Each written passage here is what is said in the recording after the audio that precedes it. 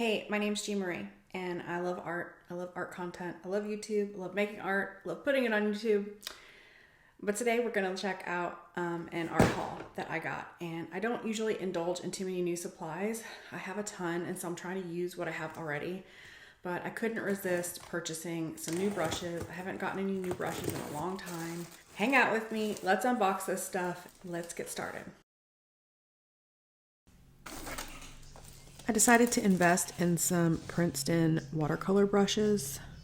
The Neptune series looked really good to me. They're stunning, beautiful to look at, but they seem to have a lot of round brushes in their line, and I love round brushes. So I opted to try several different packs to see what they do, and I'm going to share that with you. This first pack that I got is the Essential Watercolor set, the Neptune Professional Box Set. I purchased mine from Blick.com and paid $47.97. If you look at Princeton.com, they're selling them for $138.95, which is quite a bit of a difference. So I would definitely do your shopping around if you want to purchase these. The next two kits that I got were the Neptune Professional 4-piece short handle set and the Blick exclusive, which is only sold at dickblick.com.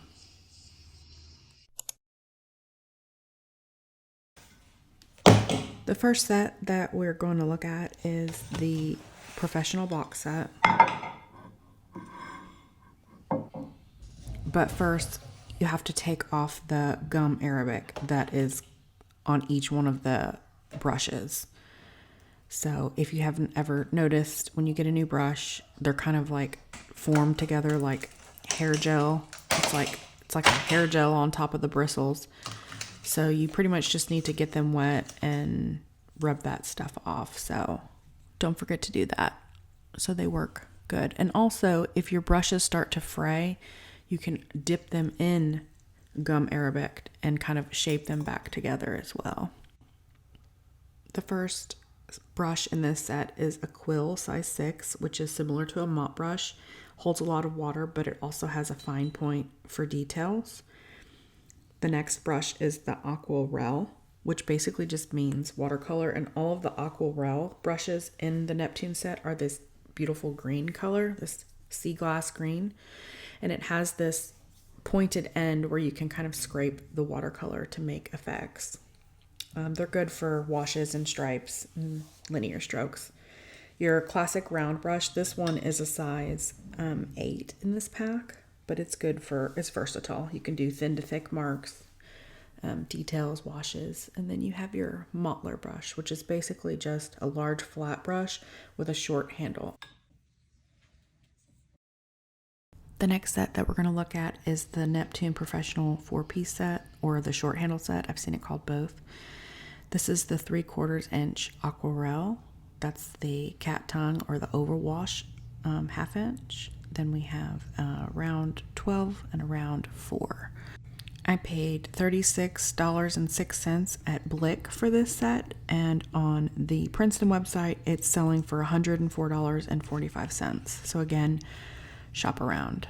This set is special because it's the only one that comes with an oval wash brush, or sometimes people call it a cat's tongue brush, and it creates really soft edges, and it also can create a fine point, so it's kind of the best between a flat and a round.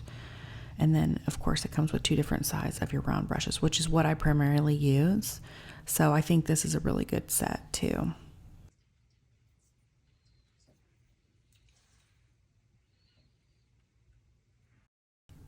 And finally, the last set we're going to look at is the Blick exclusive from this Neptune line, and it cost me $29.50, and it comes with a 1/4 inch Aquarelle, a 2 round, a 6 round, and a 10 round. So if you really like small, fine details, this would be a good set for you because you have such tiny detail brushes, but you also have a nice flat brush as well if you need it to do stripes or anything like that.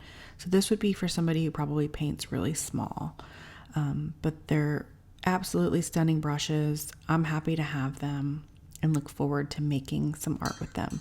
So let's do that. Let's make a little piece of art and see these brushes in action. depending on how small or how large you paint or how tightly or how loosely you paint will kind of depend on which kit might be the best for you. I like them all. I like having the variety, actually.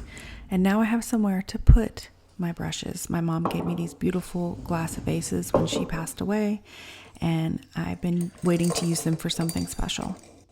Let's do some sketching and come up with a quick idea and paint something. I like the idea of doing challenges, and this prompt, Cozy Morning Coffee, came from Mimi Moo. Am I saying that right? Mimi Moo Illustration. She gave a prompt list that you can complete at any time of the year, which I think is fantastic for somebody like me who's always juggling a lot of different things. So check that out if you haven't yet, but that's where this prompt came from. So I'm just looking up some reference images of Cozy Morning Coffee from pexels.com if you need a website to find free reference images that aren't copyrighted. So I'm just being very loose, doing some general sketching, outlining it in some ink just to get a better definition to see what I want to actually paint. Wasn't really feeling it, but I decided that the girl drinking the mug was my favorite out of the ones. So I just went into Procreate and kind of made another loose sketch on top of the one that I had made. I really like starting somewhere with an outline on my painting surface. I feel like that helps me a little bit. It's not as intimidating if I have a starting point. So I've been printing out my sketches, even if they're really rough like this one, to just have some type of starting point. So I'm not staring at like a blank page. Sometimes that irritates me a little bit. And so having like an outline or something simple to just kind of go from is good. So I'm just doing a quick transfer with my graphite paper. Make sure to put the shiny side down. Yeah, and we're just going to start with some light washes. I usually do like a skin tone wash when I'm doing a portrait all over, just to get some base color and then have fun with it.